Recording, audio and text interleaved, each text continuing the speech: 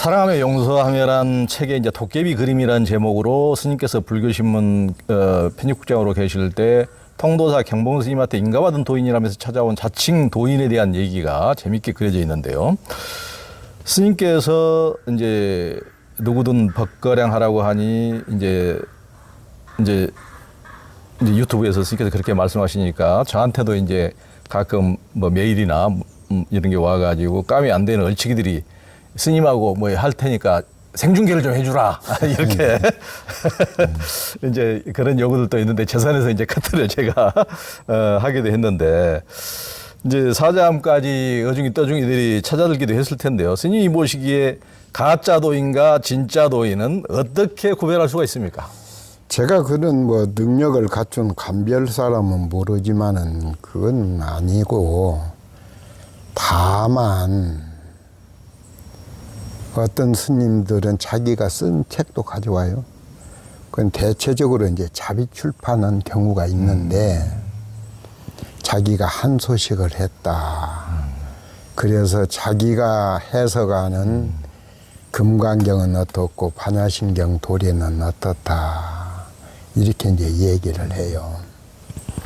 요 이야기 하기 전에 어느 큰 스님께서 그 20여 명을 제가 찾아뵙고 인터뷰 하신 스님들 중에 한 분인데,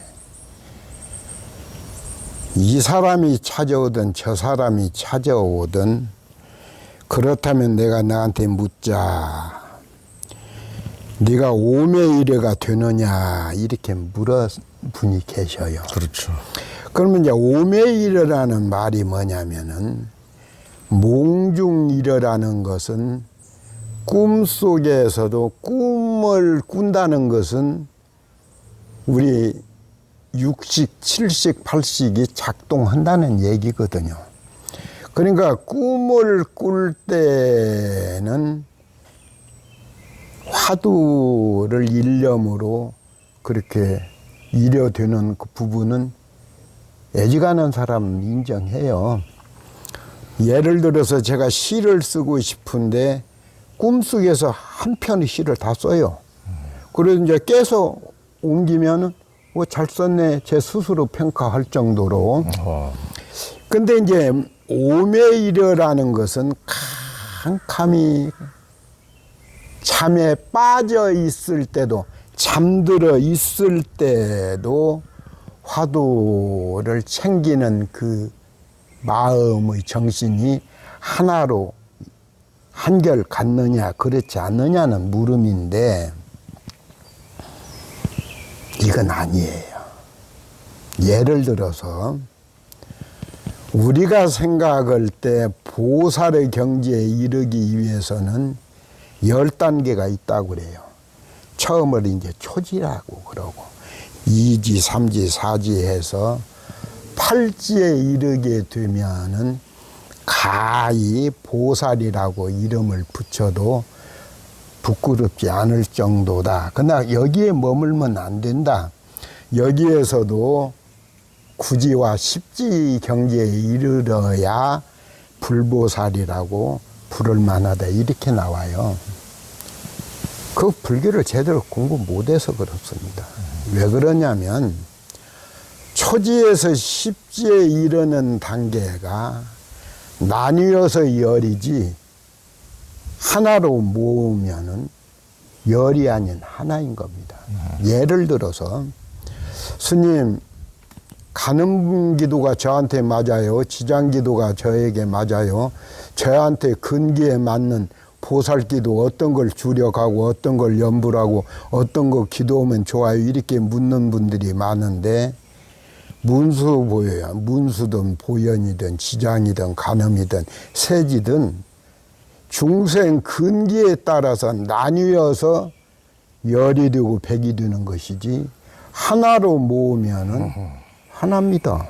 문수가 보현이고 보현이 뭐 세주 하나예요. 중생 근기에 따라서는 예를 들어서 내용물은 똑같다 하더라도 약봉지 색깔은 다를 수 있습니다. 그러니까 저 아이는 빨간 약봉지에 든 것은 거부 반응 없이 먹을 때는 내용물은 같지만은 빨간 종이에 담아서 아이를 줄 수가 있어요. 그러니까 이제 너무 분별심을 이런 얘기해도 또 뭐 상당히 뭐 반발이 있을 줄 맞지만 옳습니다. 제가 지금 얘기하는 것이. 그렇다면은 자기가 공부를 해서면 나는 공부를 한 분들에 대해서 한 3가지 정도 점검하는 방법이 있다고 생각합니다. 하나는 공부를 마치고 마음이 열렸다는 사람들이 이 경제 부분에 자유롭지 못해요. 신도를 늘리려고 그러고 배가 하려고 그러고 예를 들어서 뭐 그냥 법회를 하더라도 아주 장엄스럽게 하고 뭐 주장자를 들고 뜸을 들이고 그 일반 대중은 알아듣지도 못하는 중국 당송 때 썼던 한문 개송을 우리말로 해야 하거든요. 이런 부분은 본인이 덜 갖춰져서 저런 허세를 부리는 것이다. 2번째, 공부했다는 사람이 아니야, 나는 사자으로서는 내 그릇에 안 맞지. 이래가지고 큰 규모, 큰 사찰에 조실이나 방장이 되고자 희망하는 분들이 많아요. 그거 아니라고 봅니다. 물론 자기의 정신세계가 열리면은 알곡을 10알을 수하겠든 20알을 수하겠든 대중과 더불어서 나누어 갖는 게 옳죠. 그러나 인위적으로 대중이 원치도 않는데 내 상자들을 동원한다든지 상당히 거칠게 들릴지 모르지만은 자금까지도 동원해서 조직화해서 투표에까지 가는 모습은 아닌 중에 아닌 것입니다. 3번째는 제가 이제 이렇게 조연 선생이나 이렇게 유튜브 예전에 알지도 못했습니다만은 책을 쓰는 사람들은 괴테가 정확하게 표현을 했어요. 숨기려고 책 내는 사람은 없어요. 책을 내는 사람은 단 한 사람이라도 반 사람이라도 나의 생각과 나의 흐름과 나의 사상을 동감해 주세요. 이런 것도 있는데 여러분 생각은 어떤가요? 알리기 위한 거예요. 이건 괴테가 그 정의를 내렸어요. 그러니까 이 책은 팔려야죠. 책은 팔리는데 이 책 내용 중에서 예를 들어서 무슨 운명론, 요즘 말이죠. 말만 그렇듯하게 하지만은 운명론 쪽으로 기우는 데가 많아요. 너무 많아요. 그러니까 그러지 않는 한은 나름대로 수행해서 어떤 글을 썼으면은 여러 사람이 읽어주면 좋죠. 그건. 그래서 이제 이렇게 인터뷰도 하게 되는데, 향봉이는 이제 늙고 뭐 이런 사람이 그저 책 팔라고 또 저 징글징글한 얼굴 또 내미네, 이런 댓글도 있어요. 그것도 일리는 있다고 봅니다. 그러나 다만 이게 부정적으로만 모든 것을 이렇게 받아들이는 부분은 좀 아쉽다고 생각을 해요. 그래서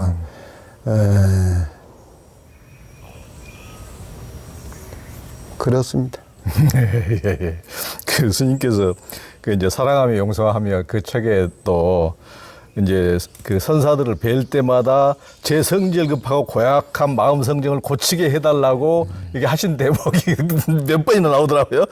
젊어서부터 이 한성질하신 향봉 스님께서 이제 그렇게 성질을 부리면서도 그 성질을 곧불 뽑듯이 젊은 시절에 뽑아내려고 애쓴 흔적이라고 이제 생각이 되는데, 그 이후로 이제 법납도 쌓이시고 그때는 워낙 젊은 때였고 또 해외에서 참 15년 동안 순례하시면서 고행도 하시면서 그 성정에 변화가 있으셨습니까? 중국 선사들 말씀을 가능하면 저는 인용 안 하려고 그러는데, 중국 선사록에 이런 게 있어요. 뱀이 용이 들 때 그 비늘은 바꾸지 않고 사람이 부처들 때 그 얼굴은 바꾸지 않는다. 아하. 그 아주 옳은 말씀이에요. 그렇죠. 예, 그렇습니다. 그래서 예를 들어서 향봉 스님이 마음이 열린 선지식이라고 합시다.